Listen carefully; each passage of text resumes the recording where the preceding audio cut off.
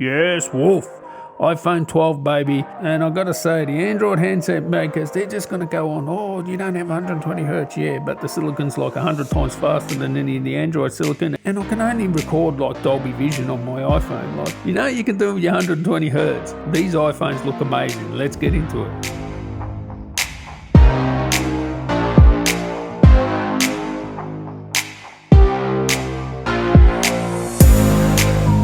Righto, Telio there champs, hope you're all doing well. Now, do you know the differences between all these models? Well, it's very confusing, but I've got to tell you now, there are big differences between all the iPhone models. We're talking iPhone 12 and the iPhone 12 Pros. There are two variants of each. In this video, I'm going to tell you the differences between these models, also give some recommendations and which way I'm going to go. Now, ever since the iPhone Pro range was announced, it's been a really hard sell, you know, unless you wanted the bigger screen and the extra camera, well, there really wasn't that much difference. Now there is a big difference between the iPhone 12 mini, the iPhone 12 and the Pro range. The iPhone 12 Pro and Pro Max, there's a difference between those two as well. But if I was going to tell you straight off the bat, what's the differences? Well, just listen to this list quickly. Premium materials, of course, stainless steel versus aluminium. The Pros have an extra camera. The Pro versions use Samsung displays, so they are more premium. They also have the bigger displays, higher resolution. The Pros come with more storage standard. They have more RAM.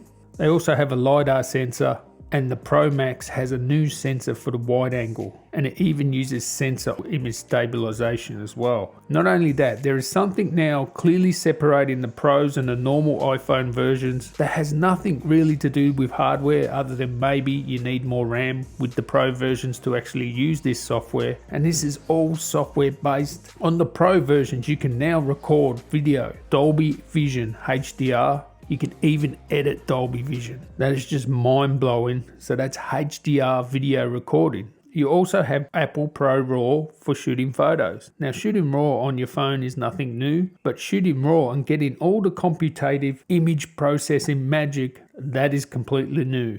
Because you're not only getting just what comes off the sensor, which is what RAW is, you're getting all that computational deep fusion stuff, the HDR, that's all getting put into the file, which is next level RAW. And this is only on the Pro version. So some big key differences between the Pro line and the iPhone 12 line. And in actual fact, the Pro Max has that new sensor on the wide angle. The big one, you're getting everything the best. Now, we'll have a little rant at the end about usability because there's no Touch ID in this world where Face ID is completely useless. Also, they've gone back to 2x2 Wi-Fi 6. So, look, let's talk about that later. But anyway, let's talk about some other differences. Obviously, there's a price difference between them all. The iPhone 12 mini starts at $699. If I change that to the iPhone 12, it's $799, and then obviously you can see the iPhone 12 Pro and Pro Max $999 and $1,099 respectively there. I gotta say, all of these phones are great value for what they offer.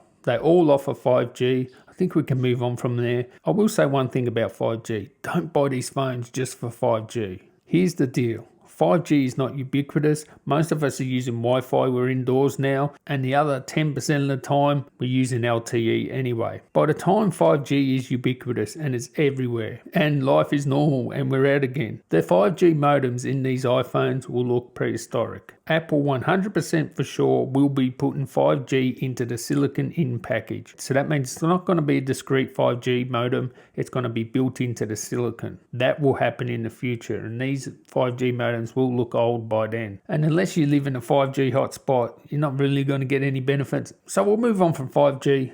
It's got the good 5G. You don't have to worry about it. It's a bonus if you can use it. If you can't, doesn't matter. But with the Pro versions having Dolby Vision, Pro RAW photo shooting, and all those other things I mentioned, I think it's well worth the extra price you're paying there. Now, there is differences in the size of the displays here. If I go back to the Mini, you can see that's 5.4 inches, very small. So if you really want a small phone, go for the Mini. There's no compromises. It's pretty much exactly the same as the normal iPhone, the iPhone 12, but it's just smaller. And of course, you can get the normal iPhone 12 at 6.1 inches as well, and you can get the big size, the Big Max, 6.7 inches and 6.1 for the normal Pro version. Now, with this recording Dolby Vision, only the Pro can do it at 60 frames per second. The normal iPhone 12 can do it only at 30 frames per second. So the iPhone 12 can record Dolby Vision, but only at 30 FPS. So as I said before, they've all got 5G. You're missing the telephoto lens on the normal iPhones. And as you can see here, the Pro Max, 5 times zoom, right? LiDAR sensors, all same CPU. Now here's the thing, right? Battery life, 20 hours on the Pro Max, 17 hours on the Pro, and 15 hours on the Mini. See, the Mini, that's where it's going to suffer with battery life. So I'll change this to the iPhone 12. So we went from 15 hours, we're going now to 17 hours. So there is one compromise with the small one, worse battery life. Now a lot of people say, of course it's smaller, but yeah, it's got a smaller screen. So best battery life is obviously the Pro Max here. They all have that ceramic shield at the front, so that awesome glass that shouldn't break when you drop it, unless you drop it on the corners. It will always break if you drop it on the corners. Now here you can see the difference in the resolutions of the displays. Nothing much to say here, other than the Pros have the Samsung display. That's why they're 800 nits typical brightness versus 625 nits with the normal iPhone and iPhone Mini. So there is clearly a better display with the Pros. The weight and size of them is all good. The actual iPhones are smaller and lighter than previous versions, but that Pro Max is 228 grams. You're going to feel that is heavy. Now, the main differences here are the cameras. Now, they all have the same main sensor, so the same wide-angled lens, not super wide or ultra-wide. We're talking the main camera is all the same. But the Pro Max version has the better sensor on the wide-angled lens. Also has that image stabilization on the sensor itself. You do get more zoom with the Pro Max, or more optical range, should I say. And on the Pro versions, you do have the Apple Pro RAW. Now, the front cameras are all the same, so that's about it. I've given you a rundown there between the differences between the Pro model and the normal iPhone versions.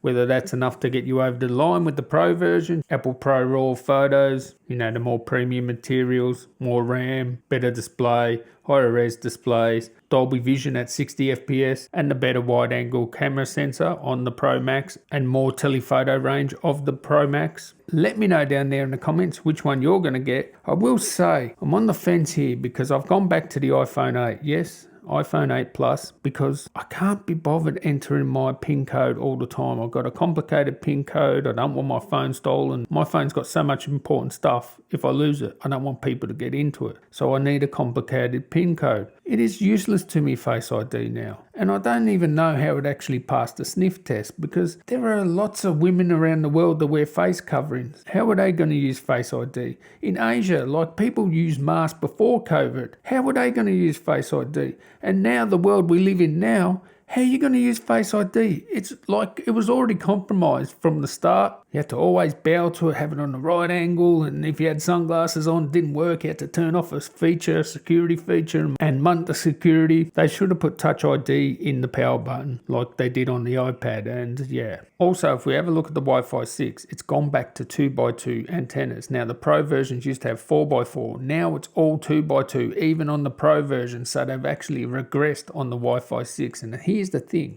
In today's day and age, you're going to be using Wi-Fi more often. And even when you're not using Wi-Fi, most likely on LTEs. So for me, I'd rather have a 4x4 Wi-Fi 6 than 5G. And I think that's for most people, but they have to include 5G because of marketing. Even though they don't even know what 5G is and they'll never probably use it, or hardly ever, they just want it, right? Honestly, I prefer the 4x4 Wi-Fi 6. So anyway, that's my little rant over. These phones look awesome. The silicon is amazing. Everything's amazing about them, It's just RIP for all the Android phones. I mean, the A14 just absolutely kills it. So catch you next one, guys. Tally ho.